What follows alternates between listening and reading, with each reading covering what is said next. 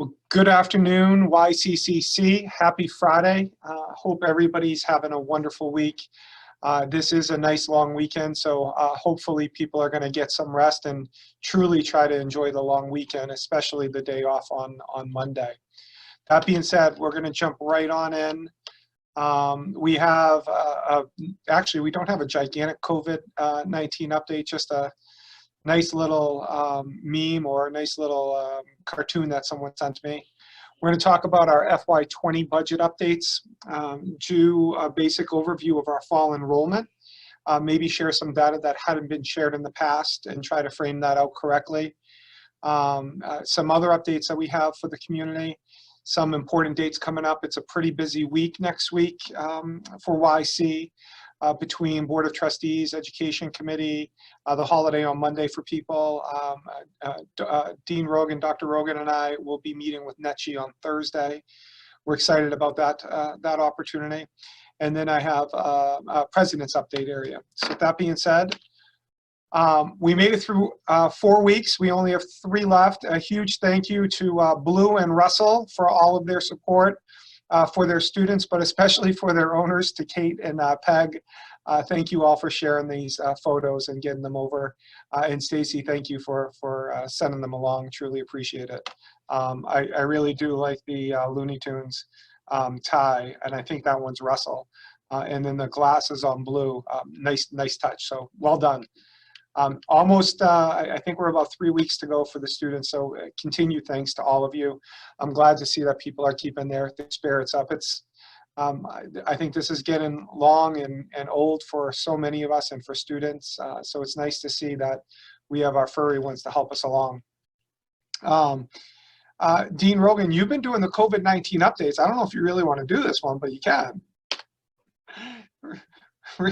Really not much to say, but I thought this was a pretty good one, and it's not only higher ed, which I think is powerful. Higher ed, a lot of places, the digital transformation tends to take a little bit longer, but I think what we're experiencing, a lot of other companies, I was on a call with a number of companies from the Seacoast area, Kittery and Portsmouth, yesterday morning, and I think everybody's feeling the same pain. So just wanted to share that with everyone. Hopefully that put a smile on some people's face.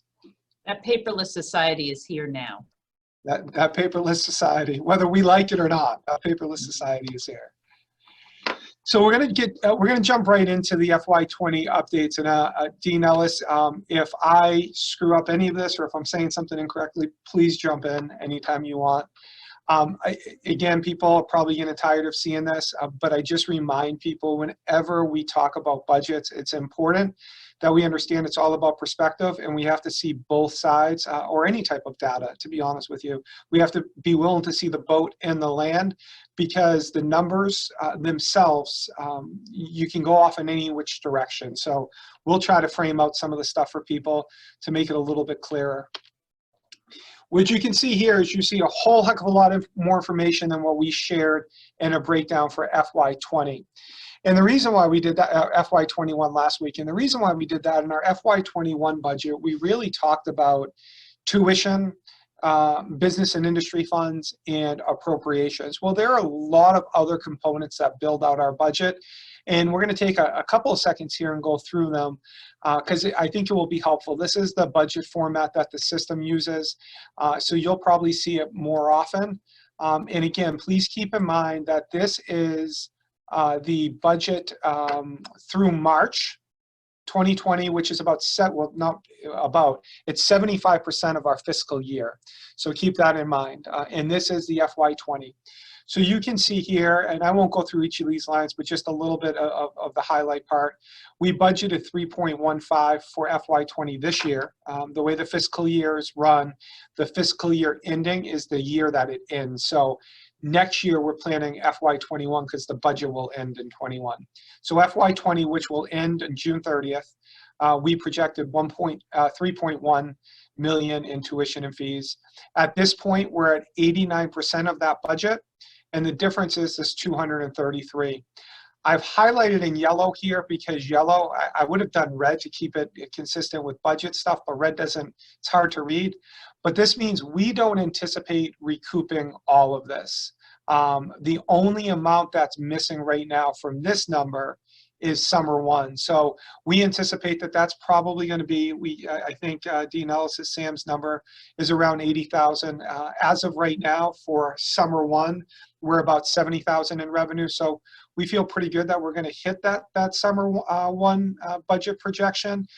So thank you all for all your work that you're doing there. But what you can see is even if we reduce out that 80,000 there as additional revenue here, we will have a little bit of a difference from our projection versus our actual in June.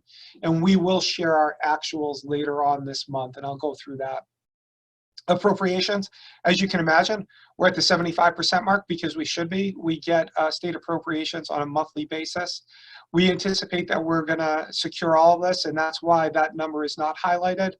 I will say, and I don't think it's going to play in for FY21, I do think we need to be prepared that there might be some conversation that happens down the road in terms of FY21 appropriations. FY20, I think, will be fine. FY21 appropriations, I wouldn't be surprised if there's a conversation. I'm still not as familiar with the Maine system, but I know in New Hampshire, when we've had situations like this, it's always led to decrease simply because the state isn't bringing in the revenue that they projected, and that will probably have a trickle-down impact. So we'll share more with that as we get more concrete information from the system and from the governor's office.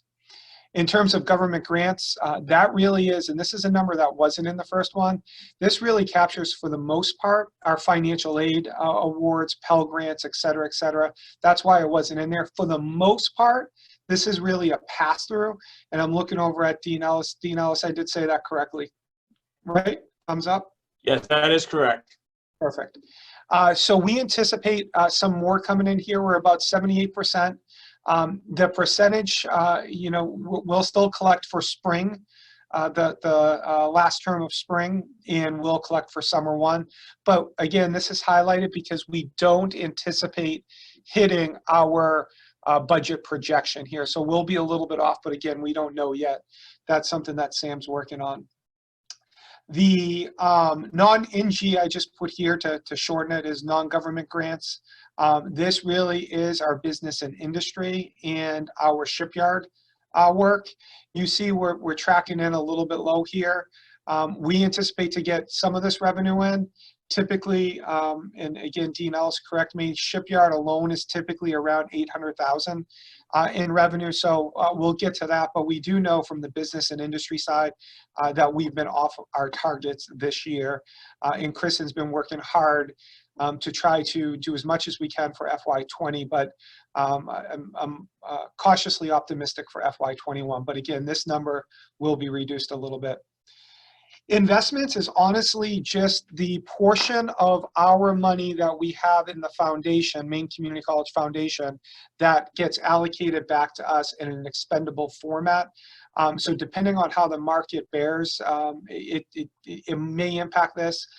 It's not a gigantic number, but we highlighted this here just because of the uncertain times in the marketplace that we're facing right now. I anticipate that probably will have more of an impact on our FY21 expendable number that we'll actually get.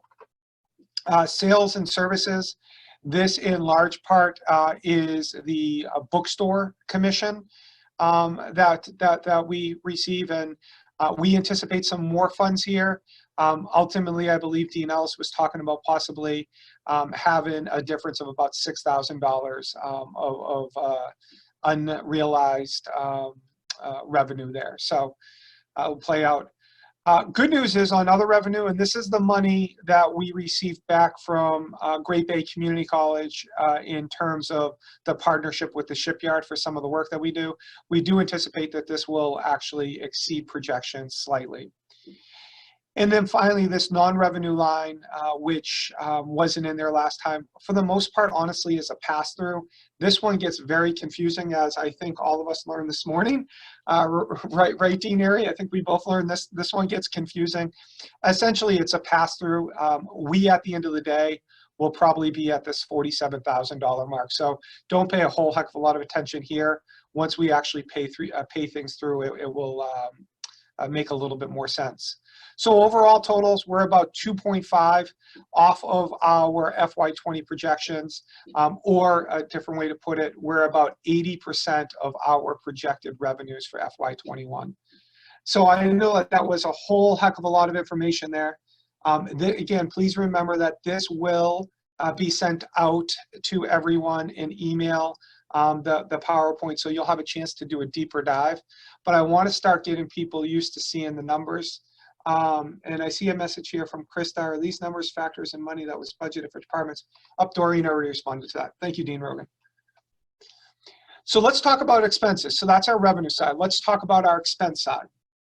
Our expense side, you know, the services is just a short part of the personnel services. So that's payroll, fringe benefits, taxes, etc. We budgeted 8.3. Again, we're at 75% of the year.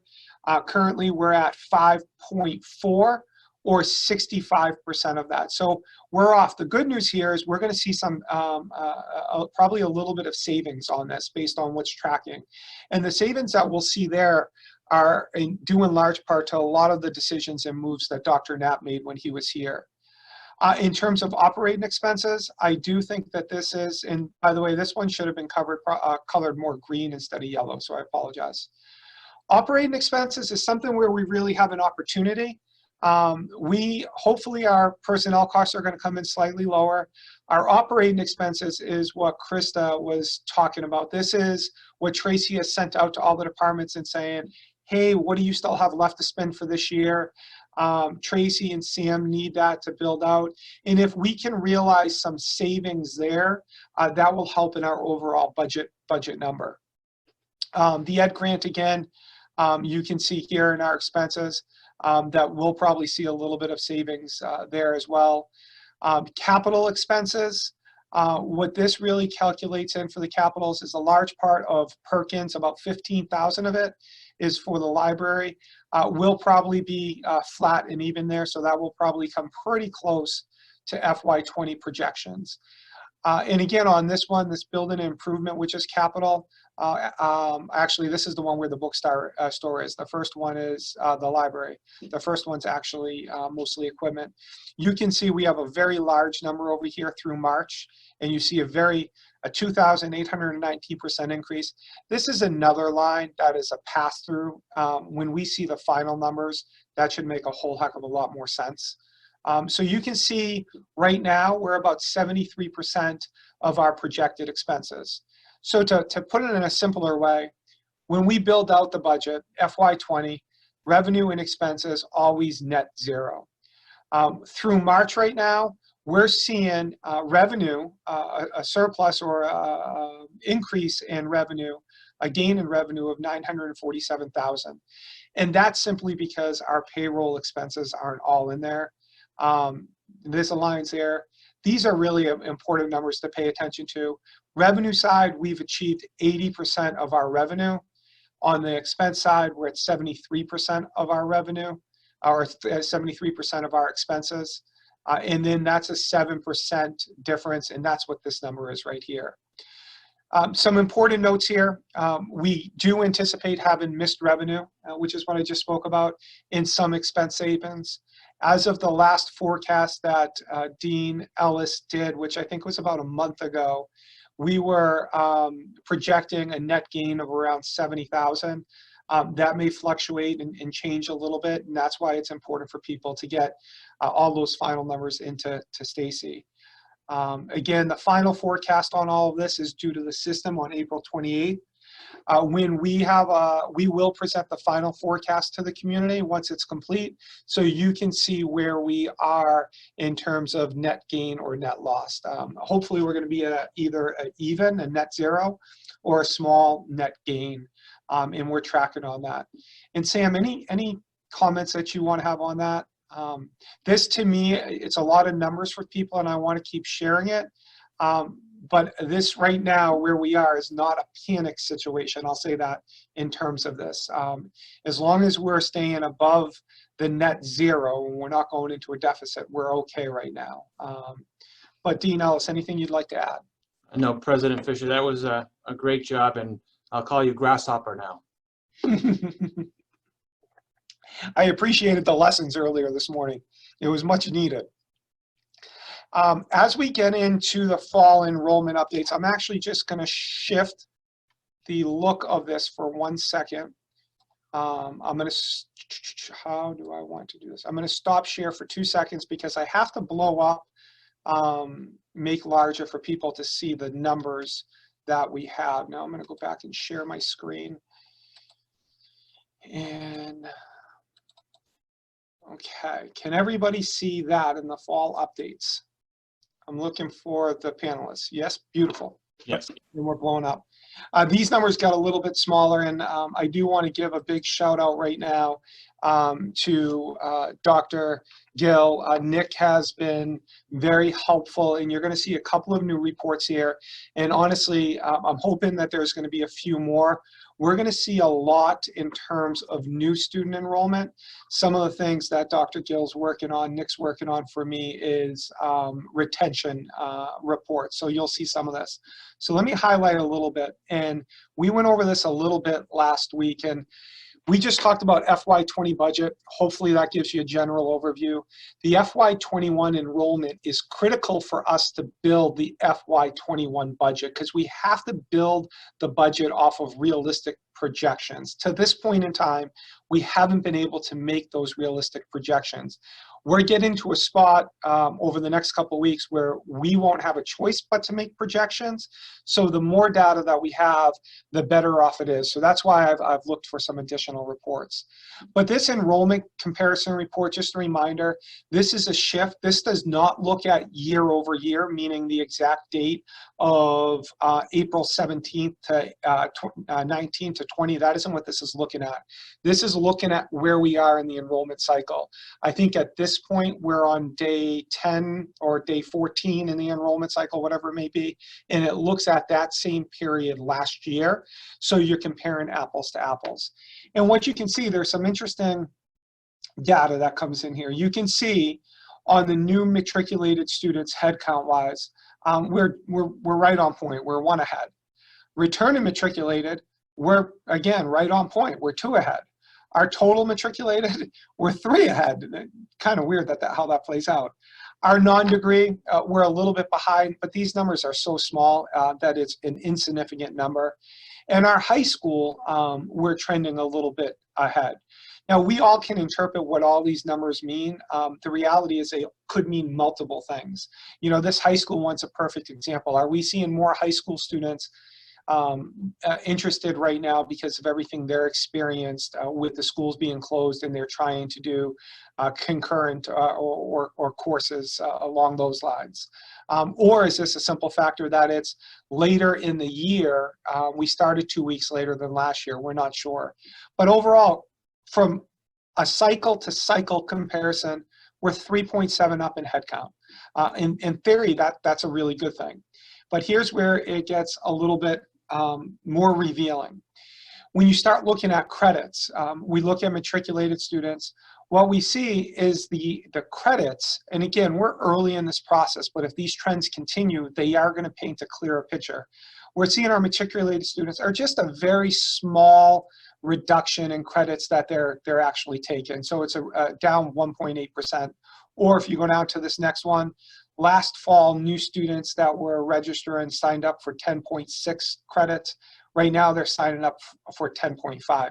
That's insignificant at this point. Returning students, this is where it becomes a little bit, I won't use the word concerning, but this is something that we do need to pay attention to, because traditionally, returning students are a large or the largest portion of our fall enrollment. So you look at it, we're down 255 credits for returning students, or about 11% overall. And you can see our returning students last year averaged 9.1 credits that they were taking. Right now, they're only signing up for 8.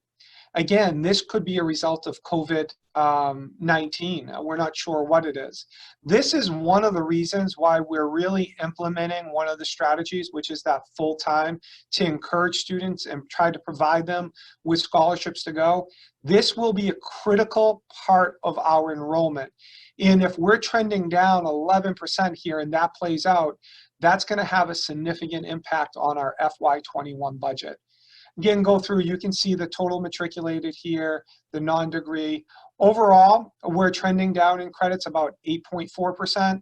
And when you look at all of them combined, last year at this point for the students that were registering, they were registering at 9.1 credits per student, and this year about 8. So I share that more as information than anything. And I see some questions coming in. Anything? I've got a lot happening. It's easy to this. Oh, that's great. Thanks, Beck. That's really, really good news. Truly appreciate that.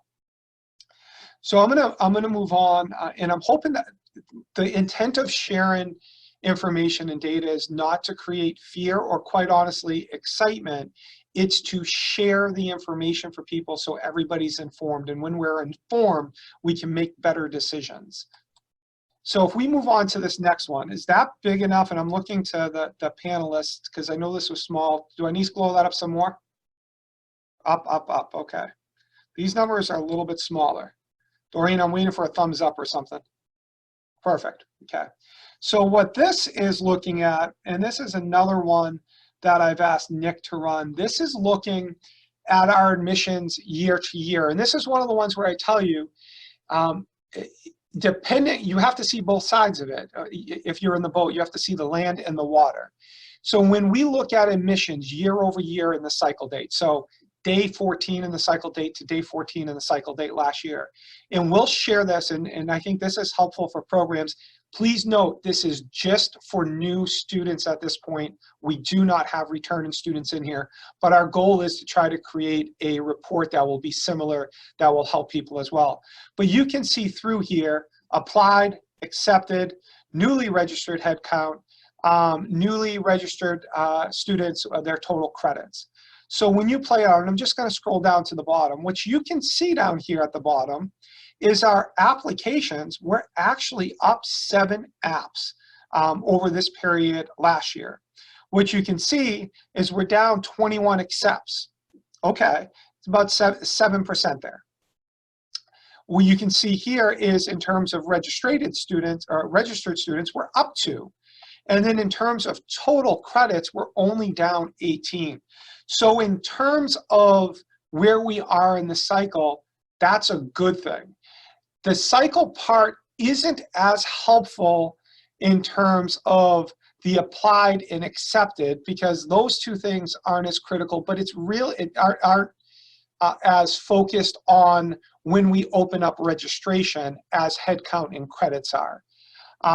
But now when I shift to the next report, and Nick, if you're on this, it would be great to hear your take, because I'm not sure on one of the data points on this. So please feel free to shoot a message. He raised his hands. Perfect. Thank you. And I'm going to try, if people bear with me for 2 seconds, I'm actually going to try to get Nick in here and move him up. Nick, I am going to, there you go. So you'll have to unmute your mic if you can, Nick. But on this report here, which I think is really helpful, what I've asked Dr. Gill to do is I've asked him to look at our cycle date to previous year's totals. And one of the parts that I've been unable, just to time-wise, when you did run this, Nick, is this based on year's totals at the end of March, April, or is it fall totals? It should be fall totals for the entire fall. Perfect. That's helpful. And feel free to jump in here as well, Nick, if you want. But when you look at this, and the reason why this one, to me, is extremely helpful, and I think this is slightly a difference. In higher ed, we often look year over year or year to cycle. If we were in a business world and we had to build our budget out and we were trying to figure out revenue and expenses, we would always look at data to goal. And that's what this does. So if we start with a baseline for next year of saying we want to be flat, that's probably optimistic, but let's use that as our baseline right now. If we want to be flat, what this is showing is where we are in our cycle date to last year's flat or this year's goal. And what you can see here, this one shows some, and again, what the data shows, we're not sure, but there are things here that can help us identify. And here's why I think this information, and I'm going to use a couple here that just sort of jump out. If we look at, I don't know if people can see my mouse pad over here. If we look at liberal arts, I was trying to go to, where are we, liberal arts? Pre-nursing. So we look at it, and we look at, we're 54 applications off from last fall's numbers. We're 49 accepts off from last fall's numbers. We're 34 off registered from last fall numbers, and we're off almost 500 credits off. Where this information is helpful, if we look at it early enough in the cycle, is it allows us to do some touch points throughout the entire process. So this might give information to Fred or to Dean Airy to say, hey, let's really do a deeper dive. Where are we? Do we need to do some more target marketing strictly for the liberal arts nursing? Is there something that can happen there? There might be another indicator that's there. Are we seeing less people sign up or have interest in that because of COVID-19? There are no factual hypotheses on this, right? There are a number of different situations, but by looking at it, it gives us more information to make strategic moves. That's why I share this one. And when you look at it in its totality, you can see here right now, we're about 45% of the applications that we accepted last fall. So we know we want to make sure we continue to push those. We try to encourage people to come in. We're about 39% of the accepts of last fall. These two numbers typically have a relationship. There's a correlation between the two typically when you look at it. And then likewise, if you look at the new head count and registered credits, what we're at is out of the accepted applications, we have 8% of them, 8% of last year's registered are currently registered, and we're about 7% of last year's credits. Now, keep in mind when you see these numbers, in community colleges, it is very common that the big push for credits happens late spring, early summer, or right up to the point of classes. So again, I don't want this to be this gigantic scare part. What it is, it's information for us to make sure that the actions that we're taking are informed actions and decisions to grow enrollment. We do need to be, I will say we should always be concerned with enrollment. It's 40 to 50% of our budget, which you'll see later on. Nick, anything you want to add in there? Yeah, I mean, the only thing, that was a great description first off. The only thing I would add is that I know that historically numbers like this have been challenging. And both of these versions of the report, both slide 14 and 13, are improvements really over what we used to do. The first looking at calendar date, cycle date as opposed to calendar date. What I really like about this one, and the president had to convince me about it a little bit, but when I think about it like a fundraising thermometer. You know, you set a goal for something. The top of the thermometer is the place where you want to wind up at the end. And this report, what it really helps us with is it helps us think about last fall. And if we want to try and replicate the performance of last fall, this is like adding those red dots to the thermometer, working up toward the top. So all those red numbers I know can be a little bit daunting, but please know that they're not meant to say this is where we should be today. And I think you said that already, Mike, but I just wanted to say the analogy I think of the fundraising thermometer might help some of our less data-centric people understand the message of this particular report, which I think is valuable. Perfect. Thank you very much. Welcome. Super. So again, I think what Nick said there, again, this is information to help us make decisions. There is some information that's coming in here. This does not include summer. This includes just fall right now. We're trending fairly well right now for summer one. Right now, I don't believe, and something that Nick and I will work on, we'll look at summer two. Summer two, really plays out into FY21's revenue. Although it is the conclusion of the FY20 academic year, it is the first cycle in the FY21 budget year. And I'm looking at Sam, he would say something if I was wrong there. Perfect. You're right, Grasshopper. So as we go through in terms of the rest of this, I do think there's a lot for us to play this out. We will share this information. People have been incredible, and I think you'll see this in the President's report. Honestly, people have been incredible with ideas, and there's so many of them, and we're trying to capture so many different things.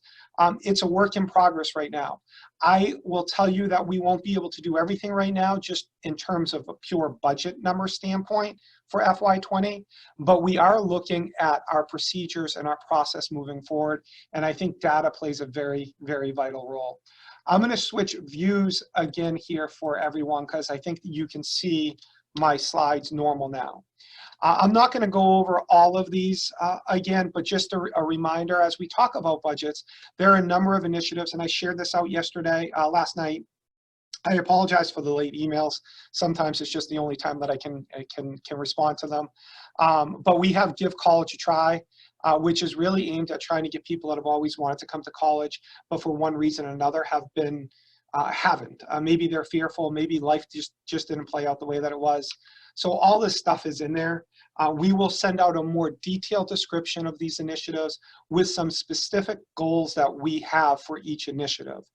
I think this one, the full-time student initiative, is honestly the most critical for us right now. Again, understanding we don't want to put students in a situation where they're not going to be successful, but we have to retain our students and ideally retain them at least at the rate that they were last year, but ideally increase the rate that they were. That's vital to us. And again, in that link that I sent out last night, it does share information from Complete College America that shows all the data from both 2- and 4-year schools on those initiatives. Our Welcome Back initiative, in our Try YCC online initiatives. When we originally pitched this to everyone last week, we were calling it YCCC Cares. And we've changed that because we think there's an opportunity, and I do want to thank Associate Dean Tatnell for her work on this. Amber has been incredible, and she expanded it with the art appreciation. We do think that there might be an opportunity to expand this and have other programs do a quick 2-week intro online that might generate some buzz down the road for students or other people that might be fearful to do something. So we didn't think the CARES part worked anymore. It worked when we were talking about health and wellness, and it worked when we were talking about unemployment or employment-related skills. If we expand out, it really does make more sense to say, hey, try YCCC online. Some other updates, and Dean Rogan, I think I'm going to pass a lot of this over to you, starting with the fall classes. Okay, I talked about this, I think, a little bit last Friday, and we're going to have a department chair meeting in about an hour to talk about this further. As you can see from Krista and Lee's comments on the chat, students are really wanting us to confirm that they can come back in the fall and have their normal hands-on classes and their campus experience. We can't confirm that, as you all know, and we are actually needing to put together contingency plans for different scenarios of what fall could look like. We are certainly hoping that we are back in our normal operating mode for fall, but we will have to be looking at a fully remote fall as one possibility, and a fall that could go in and out of remote or face-to-face. So we are having to really look at that. Peg's saying the vet tech students are beyond anxious. They have every reason to be. We have less we can tell them than any other group right now because they have so much pending on what they can do even this summer for at least half of them. The CARES Act funding, I know people have heard a little bit about that, and I am certainly not the expert on it, but I think you know that we have access to 50% of it will be for student emergency funds, And the CARE Act funding is for all of next year. It can be used the entire next academic year. So we are going to be careful and make sure, since it's a big unknown what things will be COVID, how COVID will impact next year, we're going to make sure that we can help students throughout the year with those funds if needed. Sam might want to say more about CARES Act funding. Sam? Well, I can tell you that we've actually applied for the grant. We haven't got the okay yet, but the money's hopefully on the way. Great. And workforce development, this is, we talked a little bit about this as well, but there's some really great things going on, and you can see it actually on the front page of our website. There's a great slide talking about free training opportunities that community members can take part in right now, and the 3 different programs that we talked about last week: phlebotomist, medical coding, and biller and pharmacy tech. We also have an application, a great application in right now for a program in facility technician that both Kristen and Bill Fredericks worked on, and they've done a great job, and I have every belief that we'll get that funding. And I don't think you wanted me to talk about marketing. I just kept going. I'm going to stop. Sorry. No, that's absolutely great. I will say on the CARES Act, as we get some more information on it, as Dean Rogan mentioned, we do have the ability to play this out. So as we get some more information, I really want to sit down with Dave Daigle, have some of his thoughts. So I think between a handful of us on senior leadership team and with Dave, to really develop some strategy of how we want to move forward with this. We know that right now students, there's probably going to be a lot of inquiry in regards to CARES because students are seeing this. There's a lot of media attention that's out there on it. For many of them, they might be thinking about it very similar to the stimulus check that they're getting, the $1,200. And that really isn't what it's meant for. It is meant for emergency funding. And we need to recognize, depending on how long COVID-19 goes, that we may have students in situations, we most likely will. I have students in situations in the fall. So we need to gather together as a group probably after next week, because next week is really going to be focused on NECHI. And then we'll certainly share more information with the community as we have it. And my final piece on marketing, people have been incredible sharing some ideas, and I truly appreciate it. And I've been sharing those over with Stacy. We have so many things in the fire right now, and I truly mean that. It's exciting, and I don't want to speak for Stacy, but I think she's excited and overwhelmed simultaneously on this. But I will say one of the things that has come up from a couple of people, their children or people that they know are getting a lot of marketing materials. And Stacy, I apologize because I haven't shared this part with you, are getting a lot of marketing materials from other schools. If you could collect those and bring those in and share them with me, that would be great, because I would like to see what the other schools are doing as we build out our plan. To speak quite frankly, the marketing budget has not or was not set up this year to do all of the campaigns that a lot of schools do, or quite honestly, what we should be doing. We're looking to address that in the FY21 budget. That being said, we do have a direct mail piece that we're working on that will go out to all of York County, and it will go out to target areas in Stratford County to try to expand our reach. I've also asked the system office, as they roll out their Heroes campaign again, if they could invest some funds, more funds in York County, because my understanding is there wasn't as much spent there last year. And I also asked them to expand that marketing into Stratford and Rockingham counties, because I do think there's an opportunity for our base. We're waiting because money is tight, and we probably only have enough to do one round of direct mail piece at this point.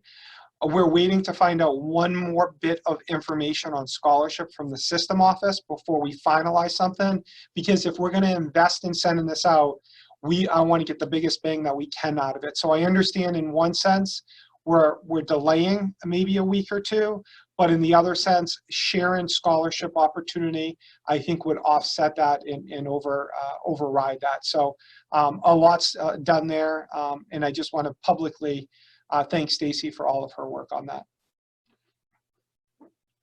And I can't see the chat anymore, so if there's any comments, Dean Rogan, feel free to let me know.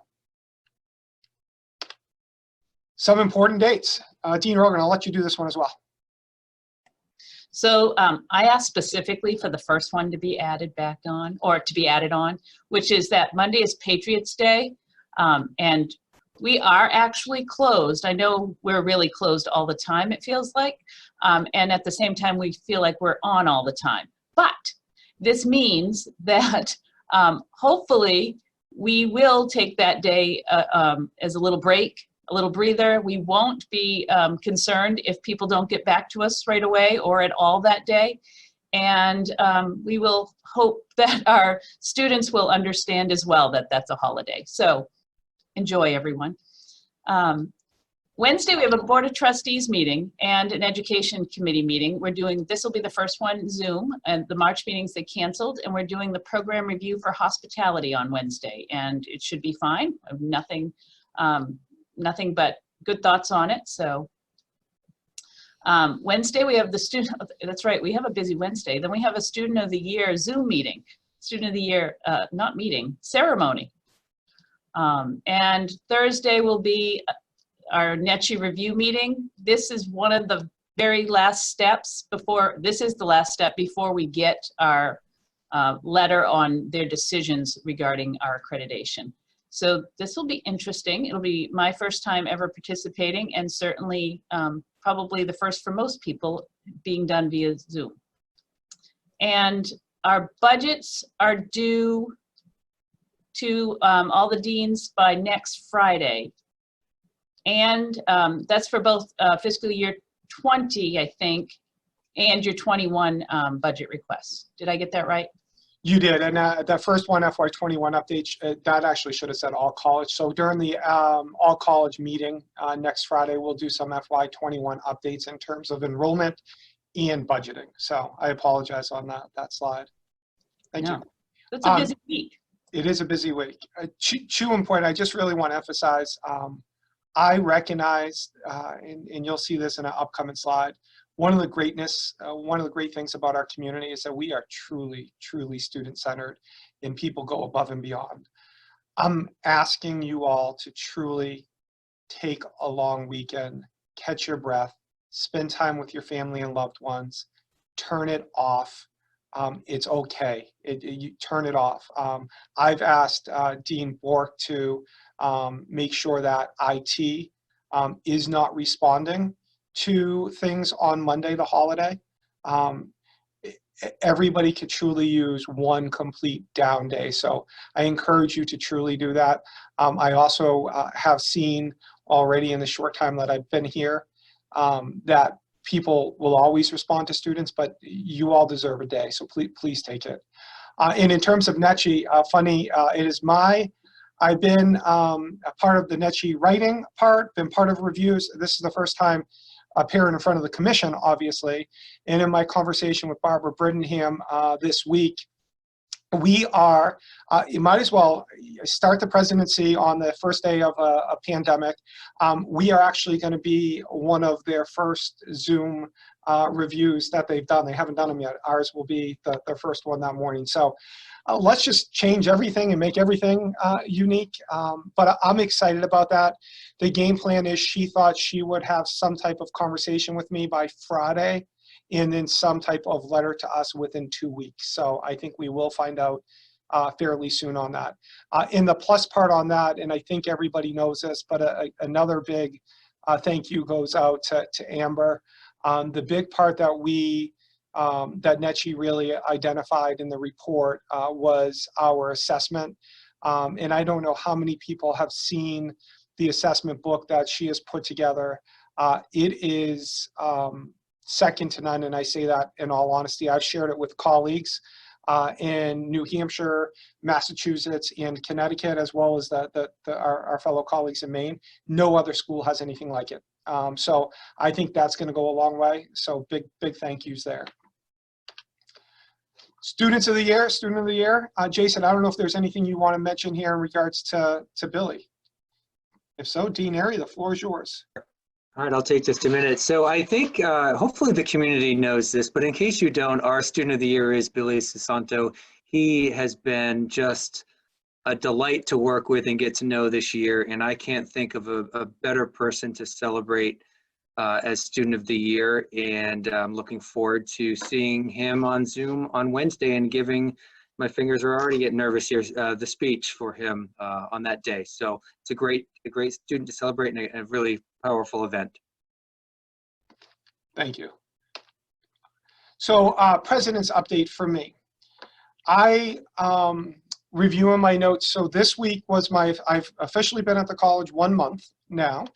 And in doing a little reflection, I'm hoping that people have started to see I'm a pretty reflective person. I look back and prior to starting, I set some goals for 30 days, 60 days, 90 days. And of course, none of this has played out the way that I had planned when I was setting these goals. That being said, when I really look back at the first 30 days, my goals and what has played out, I feel good in the sense that my goal in those first 30 days was to try to listen to the community, to learn about the college, to understand some of our strengths and weaknesses. And I think thanks to all of you, I've been able to do that in a number of ways. I think these Friday meetings, even the comments that people are making, is extremely helpful.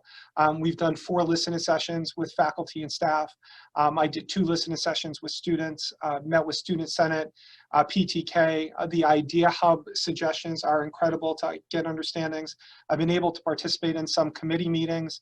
The conversations that I've had with so many of you, or the emails back and forth, it's just been amazing. And then in reviewing the NETCHI report and prepping for tomorrow, I feel like I have not a perfect understanding, but I feel like I do have a pretty good understanding. And I just want to thank you all again for the warm welcome, for embracing the new ideas and how we're moving forward. I truly appreciate it. So these are some of my thoughts and some of the steps forward. I do want to start out by saying during this that these are, some of this conversation are things that I would have preferred to have face-to-face, obviously, and information that I would share in a different way, but in the environment that we are in, it just doesn't allow for that. So best part, the strengths of YC, truly, and there's so many of them. I just listed the top 3 that I heard over and over in all of these different formats. It's the passion for of faculty, adjuncts, and staff. It's second to none, and I truly mean that from the bottom of my heart. The student support and the fact that we are truly student-centered and we have a true student-centered environment is one of our biggest strengths. It seems like every conversation that I have with someone, the first part that comes out is about the students. How is it impacting the students? And that just resonates so much with me. So truly appreciate that. I also think the willingness to be nimble and change how we operate. I think people have been really open. First of all, the nimbleness and change how we operate. Our response to COVID-19 is an unbelievable example of that. People just rallied around it. We did what we needed to do for students. And quite honestly, even though it's been challenging, I know for so many of us, I don't know that people are really speaking about that. It's always been centered on the students. But I also think in how we operate just these meetings and the sharing of data and the sharing of budget and the fact that the community's open to looking at things in a different way is incredible. Some of the opportunities I see for us at YC, I think, some of this stuff through a pandemic, the cracks probably have come through a little bit sooner in the first 30 days than they would have otherwise.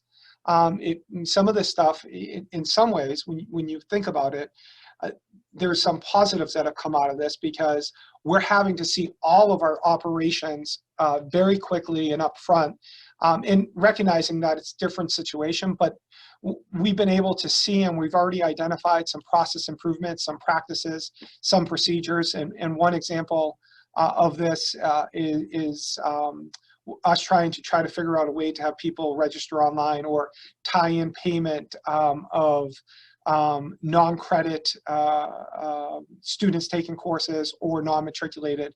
And Jess Massey has been unbelievable in that. Brian Hall's been unbelievable in that. Sam, there's just so many people of going through this. I've heard over and over the desire to enhance the student experience both in and out of the classroom, and we spoke about this in terms of upgrading our classroom space, our lab space, increasing the number of opportunities for students to get engaged and involved on campus, and trying to create a true college experience for students. I've heard that in every meeting across the board. I've also heard, the need for organizational efficiencies to better serve students, and there are a lot of ways that we can do that, and we'll have conversations together about that. I've also heard from people that we need to take advantage of opportunities when they present themselves, and part of that is really through marketing or what's going on in the marketplace, or even responding to this. How can we target the students that are home right now, and all of these superintendents are trying to find ways to connect, et cetera, et cetera. In an update on that briefly before I forget, and Peg, I believe you're the one that brought this up. We're finalizing a letter that will go out to all current and all future dual and concurrent students. I'm just, again, waiting for one piece with some hopeful scholarship dollars coming from the system. The other thing that I heard in not so many words is that there is this desire to embrace the fact that we are a little bit different, that we're not bogged down by the schools that have been in existence for 120, 150 years. We're 25 years young.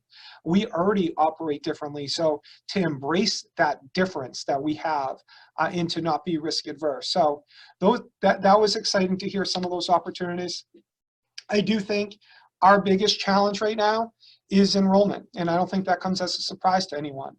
Depending on what happens with state appropriations for next year, we know flat leveled of state appropriations, 40% of our revenue needs to come from tuition and fees. Depending on what happens with the state revenues, that might go up to 50, maybe even 52, 55. I don't imagine it being that high, but there could be a possibility that up to 50% of our revenue would have to come from tuition and fees.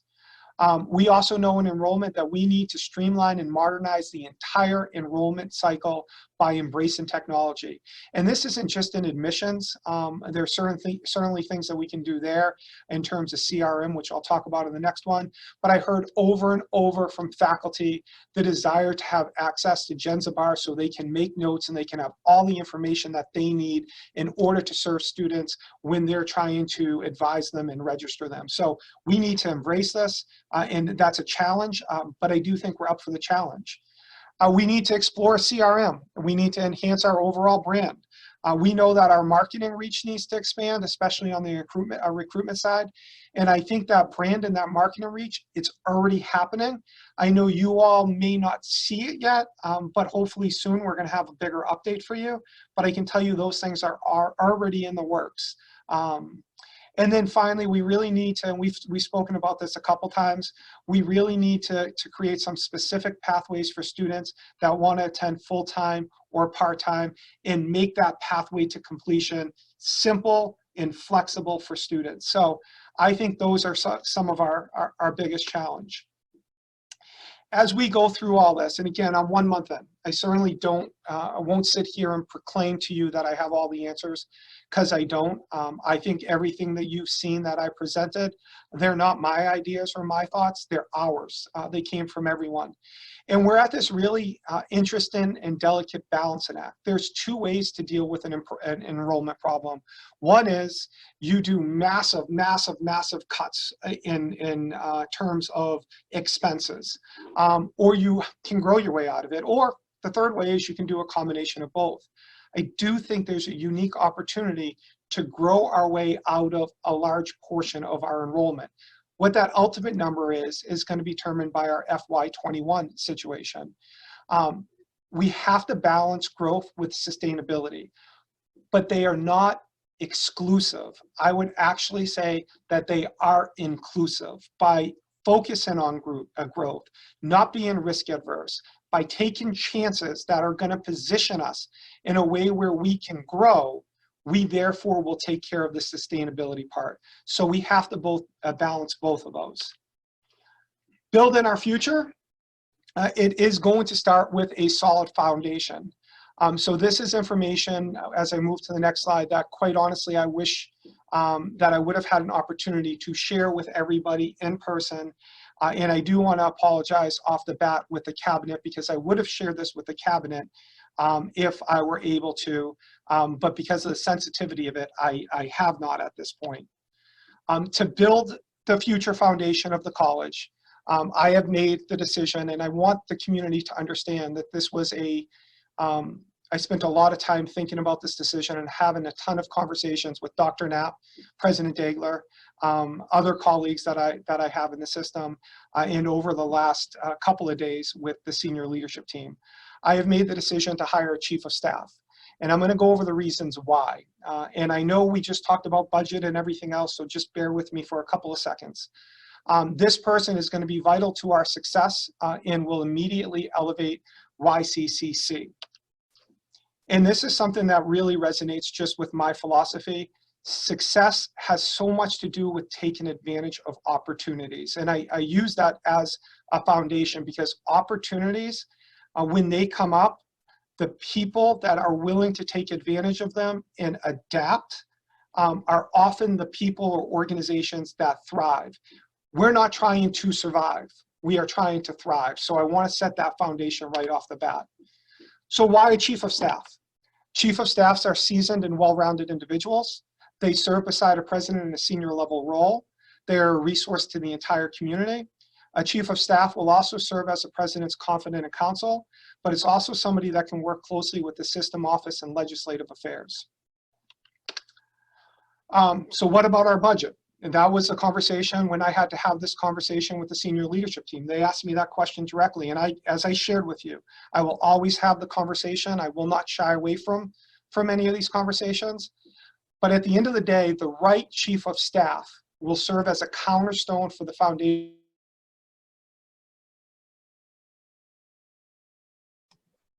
I can't hear you, Mike. I don't know about others.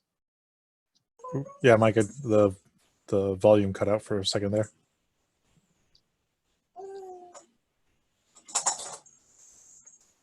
I hear a baby. How about now? Good? Yeah. Yeah. Good. So I'll start over. The right chief of staff will serve as a cornerstone for the foundation that we need to move forward. The right chief of staff will provide an immediate ROI by providing value to the entire organization. In the climate that we operate today, we can't be risk adverse. In fact, and we heard this, I think we need to take calculated risks when appropriate.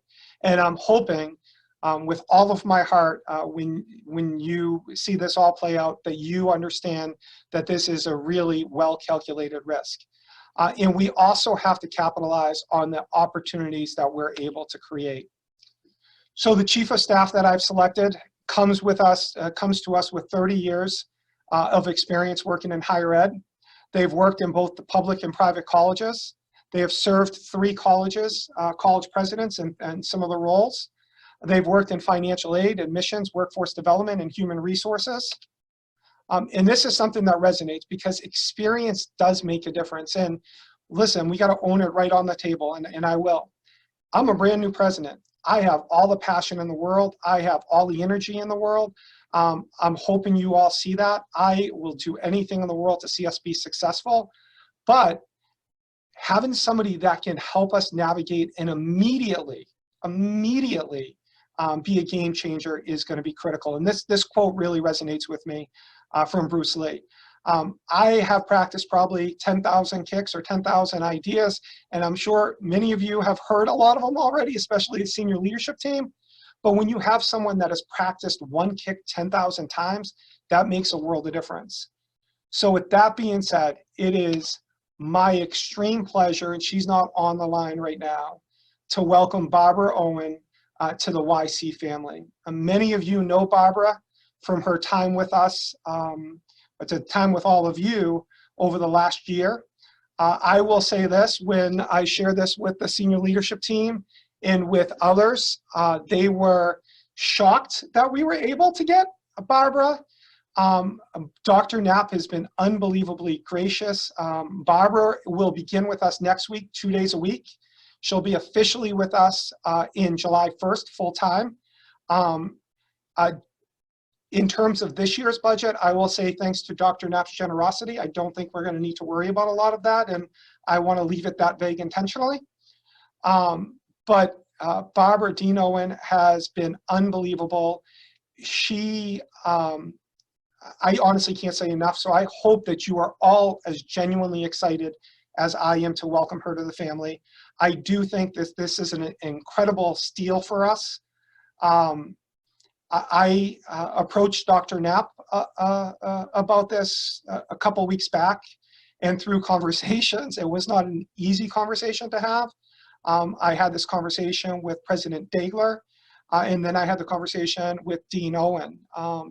And I think through a lot of those things, there was a lot of alignment. And I will say she joined us on a call yesterday from the senior leadership team, and I'll open it up if any of you want to jump in. I think she's unbelievably excited to join us. And I do hope that you reach out. She's primarily using her CM email right now, but her YC email is still up and running. But I don't know if there's anything from the senior leadership team that you want to add. You certainly don't need to. I just think we were thrilled because so many things that have come up in the last couple of months. We've still been contacting Barbara, even though she hasn't been working with us or for us. She's been working with us. So she's been part of us all along, and she has continued to say that it was really hard for her to leave. I never thought he'd pull this off, but I'm quite glad he has. And I do once again want to apologize, especially to the cabinet. Due to the sensitivity of this, I wasn't even sure we were going to be able to make this decision today because Dr. Knapp needed to share this with his community. So timing didn't allow me to be able to share it with the cabinet. So sincerely, from the bottom of my heart, that is not the way that I prefer to operate. I would have preferred to have this conversation, but this was playing right on up with me building this out last night and early this morning. So please accept my apology. And more to come with this. We're still trying to figure out what this all means. How does this play out? But we do know with her experience and expertise, there's so many areas that she can help us in.